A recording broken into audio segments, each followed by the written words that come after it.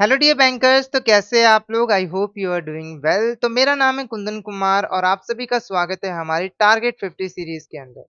आज है हमारा लेक्चर नंबर 26 और इसके अंदर हम पढ़ने वाले हैं टाइप्स ऑफ कोलैटरल के बारे में।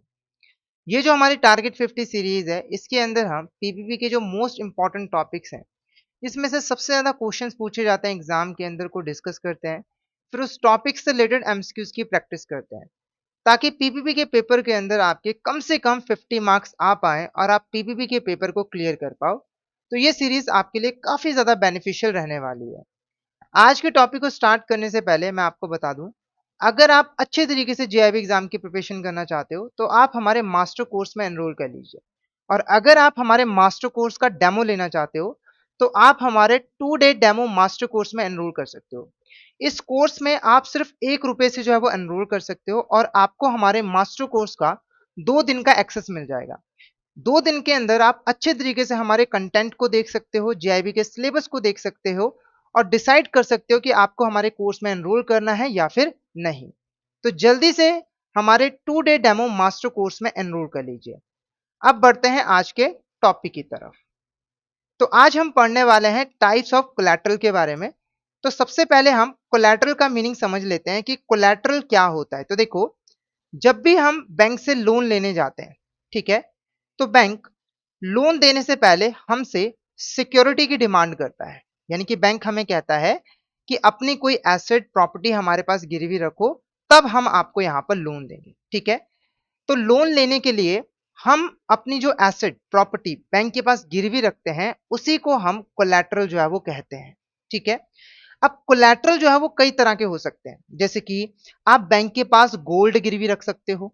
ठीक है, आप बैंक के पास अपना घर गिरवी रख सकते हो, उसी के बारे में हम पढ़ने वाले हैं। ठीक है, तो ये जो टॉपिक होगा वो 2 पार्ट्स में रहेगा। आज हम पार्ट 1 डिस्कस करेंगे और नेक्स्ट लेक्चर के अंदर पार्ट 2 को डिस्कस करेंगे। आज का हमारा पहला टॉपिक है एडवांस अगेंस्ट गोल्ड ऑर्नामेंट्स। हमारे पास जो भी गोल्ड ऑर्नामेंट्स होते हैं, ज्वेलरी होती है, कॉइन्स होती है, उसको हम बैंक के पास गिरवी रखकर लोन ले सकते हैं। बैंक जो है एग्रीकल्चरल और नॉन एग्रीकल्चरल दोनों ही पर्पसेस के लिए लोन देता है। जब हम बैंक से लोन लेते हैं और अपने गोल्ड को बैंक के पास गिरवी रखते हैं तो हमारे गोल्ड के ऊपर बैंक जो है प्लेज का चार्ज क्रिएट करता है, जिसकी वजह से गोल्ड का जो पोजीशन है वो हमें बैंक को देना पड़ता है। और बैंक गोल्ड को अपने पोजीशन में तब तक रखता है जब तक कि हम लोन की रिपेमेंट नहीं कर देते हैं। एक बात का हमेशा ध्यान रखना है कि जो लोन है ना वो कभी भी प्योर गोल्ड, रॉ गोल्ड और बुलियन गोल्ड के अगेंस्ट नहीं दिया जाता है। सिर्फ और सिर्फ गोल्ड ऑर्नामेंट्स, ज्वेलरी और कॉइन्स के अगेंस्ट दिया जाता है। और कॉइन के केस में भी लिमिट है सिर्फ 50 ग्राम, यानी कि आप 50 ग्राम गोल्ड कॉइन्स गिरवी रखकर लोन जो है वो ले सकते हो। और जो लोन है वो हमेशा बोर्ड अप्रूव्ड लिमिट के अंदर जो है वो दिया जाता है। अगर आपने गोल्ड को गिरवी रखकर एग्रीकल्चरल लोन लिया है तो जो रिपेमेंट पीरियड है वो हार्वेस्ट और मार्केटिंग ऑफ प्रोड्यूस के अकॉर्डिंग तय किया जाएगा। यानी कि फसल कितने टाइम में बन के तैयार हो जाती है उसके अकॉर्डिंग रिपेमेंट पीरियड जो है वो डिटरमाइन किया जाएगा। नॉन एग्रीकल्चर लोन के केस में जो टेन्योर है वो डिपेंड करता है पर्पस के ऊपर कि आपने किस पर्पस के लिए लोन लिया है। ठीक है, पर अगर इंटरेस्ट और प्रिंसिपल दोनों आप मेच्योरिटी पे करोगे, यानी कि यहां पर आप बुलेट रिपेमेंट करोगे, तो जो लोन का टेन्योर है वो कभी भी 12 महीनों से ज्यादा नहीं होना चाहिए। अब आरबीआई ने गोल्ड लोन के रिगार्डिंग कुछ न्यू रूल्स बनाए हैं। सबसे पहले तो लोन टू वैल्यू रेशो। ये जो लोन टू वैल्यू रेशो है ये यहाँ पर बताती है कि भाई गोल्ड की जो वैल्यू है, गोल्ड की जो वैल्यू है उसके अगेंस्ट आपको कितना यहाँ पर जो है वो लोन मिलेगा। जैसे मान लीजिए आपने यहाँ पर 10 लाख का जो गोल्ड है वो बैंक के पास गिरवी रख दिया, है ना, और जो लोन टू वैल्यू रेशियो है वो है 80%। इसका मतलब है कि आपको गोल्ड की जो वैल्यू है उसके 80% के इक्वल मैक्सिमम जो है वो लोन मिलेगा। यानी कि यहाँ पर आपको जो गोल्ड लोन मिलेगा वो 8 लाख रुपए का जो है वो मिलेगा मैक्सिमम, बाकी का बैंक का मार्जिन है। ठीक है, तो देखो, अगर आप यहाँ पर गोल्ड लोन लेते हो 2.5 लाख या फिर उससे कम का, तो जो लोन टू वैल्यू रेशियो है वो है 85%। यानी कि अगर 100 रुपए का गोल्ड है तो आपको 85 रुपीज का लोन मिल जाएगा। अगर यहाँ पे जो लोन है वो 2.5 लाख से ज्यादा है या और 5 लाख के इक्वल है या फिर 5 लाख से कम है, तो यहाँ पर लोन टू वैल्यू रेशियो होगा 80%। अगर लोन जो है वो 5 लाख से ज्यादा है तो वहां पर जो लोन टू वैल्यू रेशियो है वो 75% है। ठीक है, उसके बाद अगर यहाँ पर बुलेट रिपेमेंट की जा रही है तो मैक्सिमम जो लोन का टेन्योर होगा वो 12 महीनों का होगा, ठीक है। अगर यहाँ पर जो लोन है वो 2.5 लाख से कम है तो वहां पर डिटेल्ड क्रेडिट अप्रेजल करने की जरूरत नहीं है, क्योंकि बैंक के पास ऑलरेडी जो है वो गोल्ड पड़ा हुआ है। अगर बोरोवर डिफॉल्ट भी करेगा तो बैंक गोल्ड को बेच के आसानी से लोन को रिकवर कर लेगा। जब यहाँ पर लोन की रिपेमेंट हो जाती है तो बैंक को गोल्ड जो है वो बोरोवर को वापस करना होता है, कस्टमर को वापस करना होता है। अगर बैंक ऐसा नहीं करता है तो जितना यहाँ पर डिले होगा ना उसकी पेनल्टी लगेगी। एक दिन की जो पेनल्टी है वो 5,000 रुपए है, यानी कि अगर 10 दिन डिले होता है तो 50,000 रुपए की पेनल्टी लग जाएगी, ठीक है।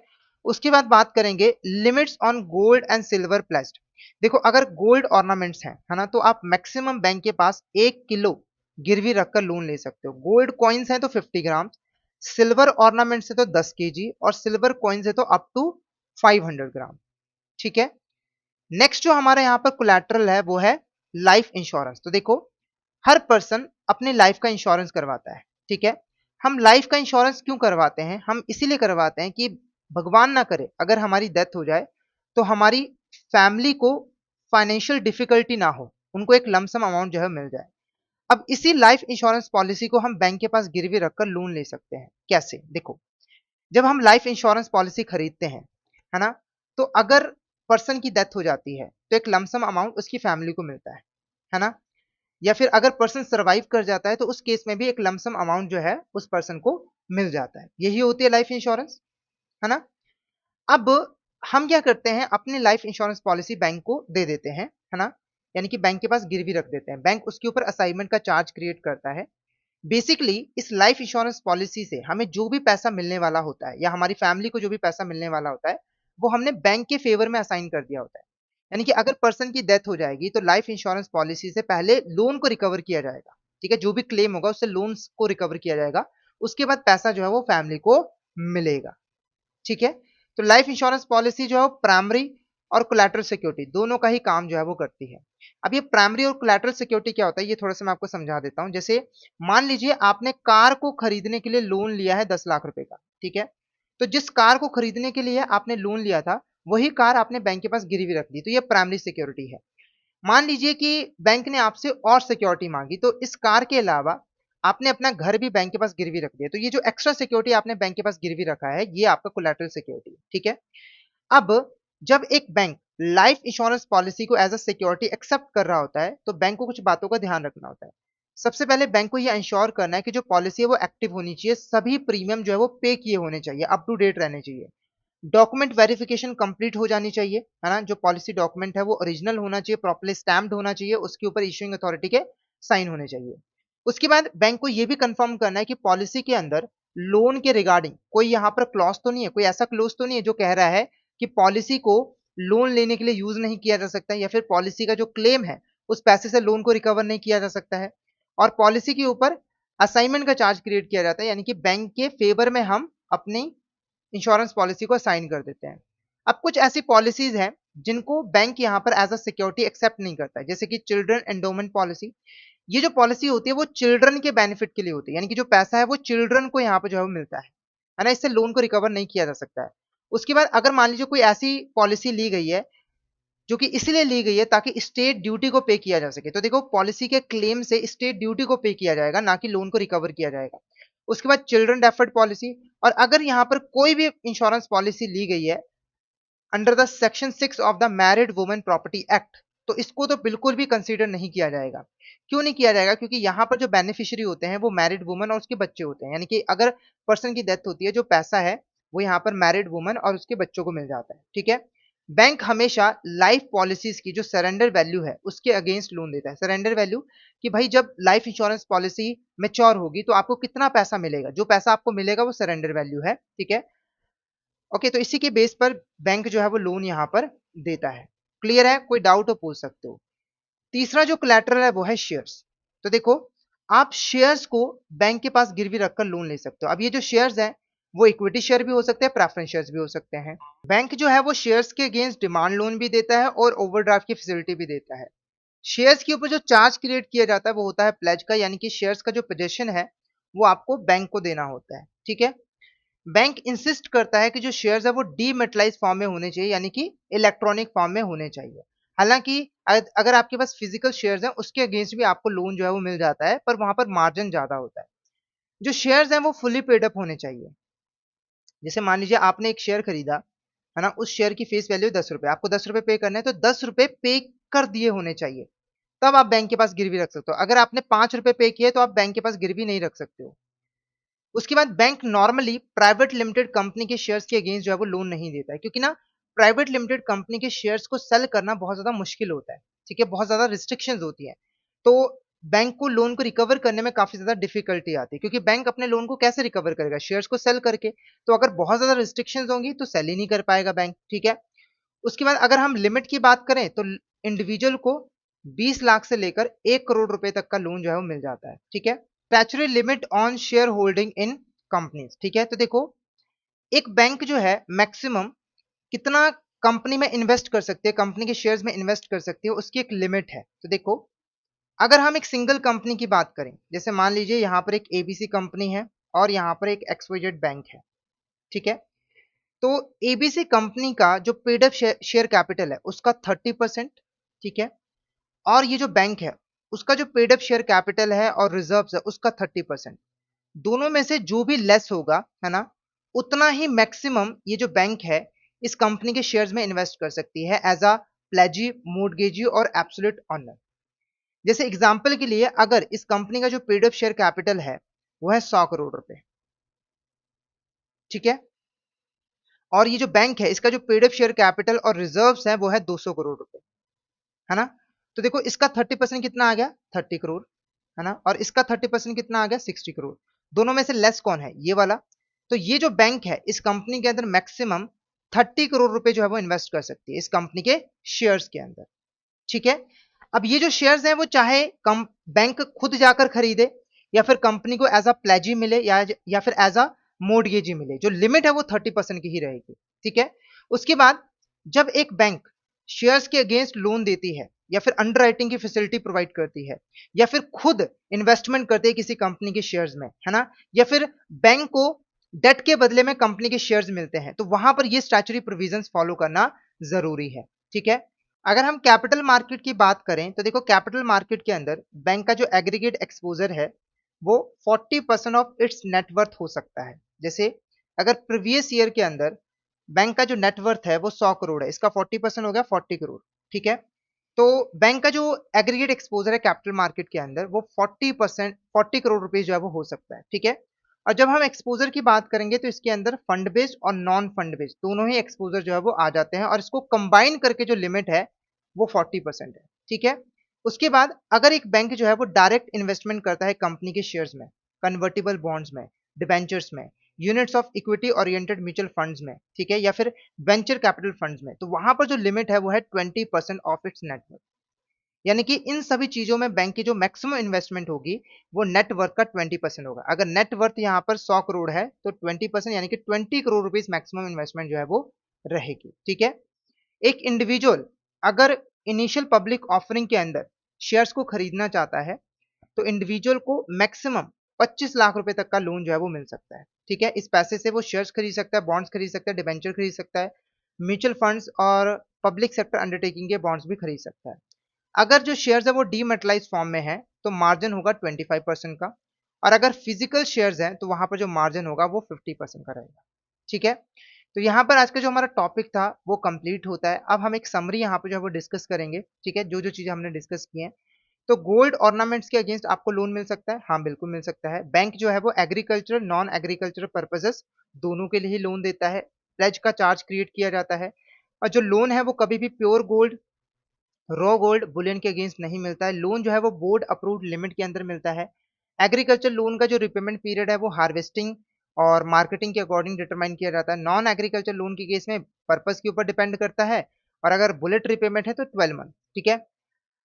उसके बाद अगर हम आरबीआई के न्यू रूल्स की बात करें तो बुलेट रिपेमेंट लोन्स के लिए 12 महीने मैक्सिमम टेन्योर, 2.5 लाख से कम लोन है, डिटेल क्रेडिट अप्रेजल की जरूरत नहीं है, faster return of gold after repayment, अगर नहीं किया तो 5,000 पर डे पेनल्टी, ठीक है। उसके बाद अगर हम लिमिट्स की बात करें तो देखो, 1 kg गोल्ड ऑर्नामेंट्स, 50 ग्राम, है ना, gold coins, silver ornaments 10 kg और सिल्वर कॉइन्स 500 ग्राम, ठीक है। ये ऑलरेडी हमने डिस्कस किया हुआ है।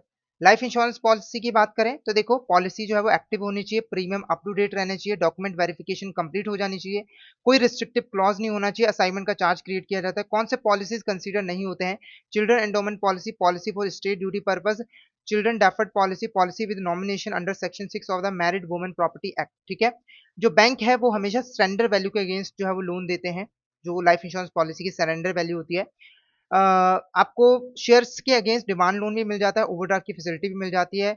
चार्ज जो है वो प्लेज का क्रिएट किया जाता है, shares must be in dematerialised form, ठीक है, और फुली पेड अप होने चाहिए। और प्राइवेट लिमिटेड कंपनी के शेयर्स के अगेंस्ट आपको लोन नॉर्मली नहीं मिलता है। लिमिट की बात करें तो 20 लाख से लेकर 1 करोड़ रुपए, ठीक है।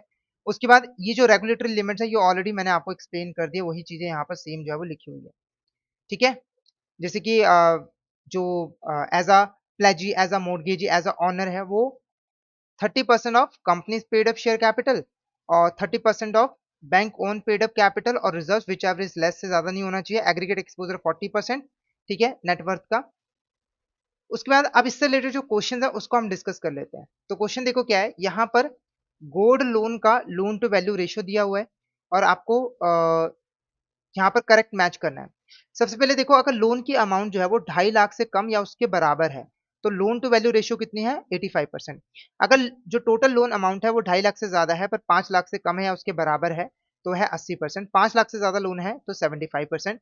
और अगर आप डिले करते हो गोल्ड की रिटर्न में, अगर मान लो आप लोन की रिपेमेंट हो चुकी है, ठीक है, और आप गोल्ड वापस नहीं कर रहे हो तो 5,000 रुपये पर डे पेनल्टी जो है वो लगेगी। तो करेक्ट आंसर क्या रहेगा? Option A is the correct answer. A को 3 के साथ, बी को 1 के साथ, सी को 4 के साथ और डी को 1 के साथ, डी को 2 के साथ, ठीक है।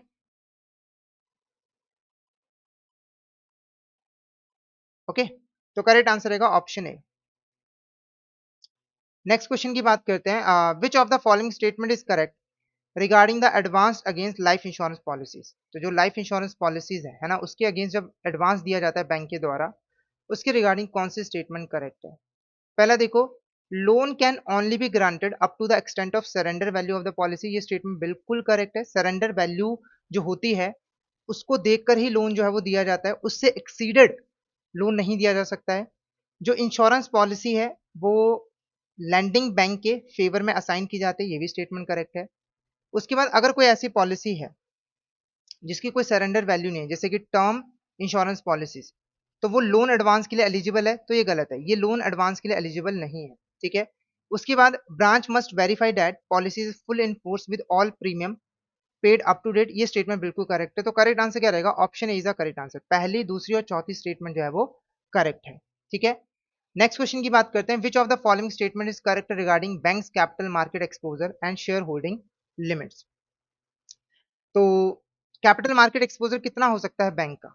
तो उसकी नेटवर्थ का 40%, ठीक है। तो पहली स्टेटमेंट तो बिल्कुल यहां पर करेक्ट है, एग्रीगेट एक्सपोजर 40%, ठीक है। उसके बाद जो डायरेक्ट इन्वेस्टमेंट इन शेयर्स है, कन्वर्टेबल डिवेंचर्स है, इक्विटी म्यूचुअल फंड यूनिट्स हैं, वेंचर कैपिटल फंड्स हैं, वो नेटवर्थ का 20% से ज्यादा नहीं होना चाहिए, तो ये स्टेटमेंट भी बिल्कुल करेक्ट है। उसके बाद bank can hold up to 50% of paid up share capital of any company as a pledgee और एब्सोल्यूट ऑनर। ये गलत है क्योंकि यहाँ पर जो लिमिट है वो यहाँ पर 30% की है, ना कि 50% की। Capital market exposure ceiling apply to both fund base and non fund base exposure, तो ये स्टेटमेंट बिल्कुल करेक्ट है। जो टोटल एक्सपोजर निकलेगा 40%, उसके अंदर फंड बेस और नॉन फंड बेस एक्सपोजर दोनों ही इंक्लूडेड होते हैं। तो ऑप्शन सी आपका यहाँ पर करेक्ट आंसर जो है वो रहेगा, ठीक है। तो यहाँ पर ऑप्शन सी करेक्ट आंसर रहेगा, ऑप्शन ए नहीं। तो यहाँ पर आज का जो हमारा टॉपिक है वो कंप्लीट होता है। आई होप आज का टॉपिक आपको अच्छे तरीके से क्लियर हो गया होगा। अगर आप जेईई एग्जाम की प्रिपरेशन अच्छे तरीके से करना चाहते हो तो आप हमारे कोर्स में जो है वो एनरोल कर लीजिए। हमारे कोर्सेज में एनरोल करने के लिए आपको हमारी वेबसाइट के ऊपर आना होगा edutap.in। वहां पर कोर्सेज वाले सेक्शन के ऊपर आपको जेईई कोर्सेज के ऊपर क्लिक करना होगा। जैसे ही आप क्लिक करोगे आपको हमारे जेईई कोर्सेज दिखने लग जाएंगे। जैसे कि अगर आप लाइव क्लासेस के थ्रू प्रिपरेशन करना चाहते हो तो आप हमारे लाइव क्रैश कोर्स बैच 3 में एनरोल कर सकते हो। यहाँ पर आपको 60 लाइव क्लासेस के थ्रू जेईई एग्जाम की प्रिपरेशन करवाई जाती है। लाइव क्लासेस के साथ साथ आपको concept notes, solve previous questions, chapter wise mock test and full length mock test भी मिल जाते हैं। अगर आप सिर्फ प्रैक्टिस करना चाहते हो तो आप हमारे टेस्ट सीरीज में एनरोल कर सकते हो। यहाँ पर आपको solve previous questions, full length mock test and chapter wise mock test मिल जाते हैं। अगर आप डिटेल्ड में प्रिपरेशन करना चाहते हो तो आप हमारे कंप्लीट मास्टर कोर्स में एनरोल कर लीजिए। यहाँ पर आपको चारों पेपर्स के concept classes, live classes, concept notes, solve previous year question, chapter wise mock test and full length mock test जो है वो मिल जाते हैं। अगर आप इंडिविजुअल सब्जेक्ट की प्रिपरेशन करना चाहते हो, तो आप हमारे इंडिविजुअल मास्टर कोर्स में एनरोल कर सकते हो। जैसे कि आईएफएस के मास्टर कोर्स के अंदर आपको आईएफएस की concept classes, live classes, concept notes, solve previous year questions, chapter wise mock test and full length mock test मिल जाते हैं। ऐसे ही हमारे पास पीपीपी का मास्टर कोर्स भी है, एएफएम का भी है और आरबी लर्निंग का भी है। अगर आप हमारे मास्टर कोर्स का डेमो लेना चाहते हो, तो आप हमारे 2 डे डेमो मास्टर कोर्स में एनरोल कर सकते हो। इसके अंदर आपको हमारे मास्टर कोर्स का 2 दिन का डेमो मिल जाएगा सिर्फ ₹1 में। तो जल्दी से हमारे कोर्सेज़ में जो है वो एनरोल कर लीजिए। तो आज का हमारा जो टॉपिक है वो यहीं पे एंड होता है। आज के लिए इतना ही। अगर आपको सेशन अच्छा लगा तो सेशन को लाइक कर देना, शेयर कर देना और हमारे चैनल को सब्सक्राइब कर लेना। और अगर आप हमसे कॉन्टैक्ट करना चाहते हो, तो ये हमारा व्हाट्सएप नंबर है और ये हमारी ईमेल आईडी है। इसके ऊपर आप हमसे कॉन्टैक्ट जो है वो कर सकते हो। तो आज के लिए इतना ही। मिलते हैं नेक्स्ट क्लास में। Thank you so much everyone.